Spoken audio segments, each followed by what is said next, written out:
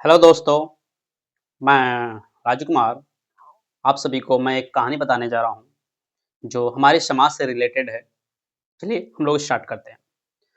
तो एक व्यापार हीरे का व्यापार करने वाला व्यक्ति रहता है।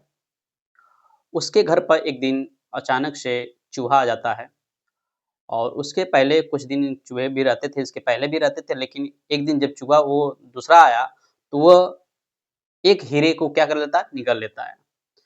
जब निगल लेता है तो जब व्यापारी जो था उस हीरो को ढूँढता है तो नहीं मिलता है, तो देखता है कि हमारा चूहा जो यानी जो चूहा आया है वही क्या कर लिया, निगल लिया। जब वो चूहे निगल लेता है तो ये आदमी व्यापार जो था, तो वह व्यापारी सोचता है कि ये चूहा जो निगल लिया वो जो हीरा है मेरा बहुत कीमती था।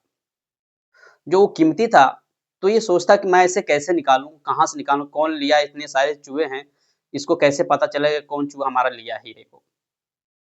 तो ये क्या करता है कि अब चूहे पकड़ने वाले के पास जाता है, अपनी परेशानी को बताता है कि ऐसी-ऐसी बात है, एक चूहा आया मेरे घर में, उसने मेरे हीरे को क्या कर लिया, निगल लिया है। तो आता है वो आकर देखता है, उसको समझ में नहीं आता इतने सारे चूहे रहते हैं कि उस हीरे को कैसे ढूँढा जाए, तो भी आश्चर्य हो जाता है।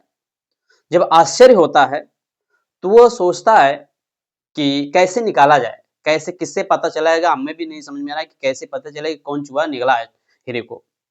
तो चूहे पकड़ने वाला जो रहता है व्यक्ति, वो थोड़ा ध्यान देता है चूहों पर।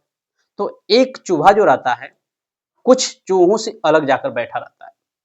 एक जो चूहा रहता है, कुछ चूहों से जाकर अलग बैठा रहता है और उसके पास जाता है, उसको पकड़ता है, उसको चेक करता है, पता करता है, टच करता है, उसको देखता है कि यही चूहा क्या किया, निकला हुआ था और पकड़ लिया उसको, बहुत आसानी से पकड़ लिया।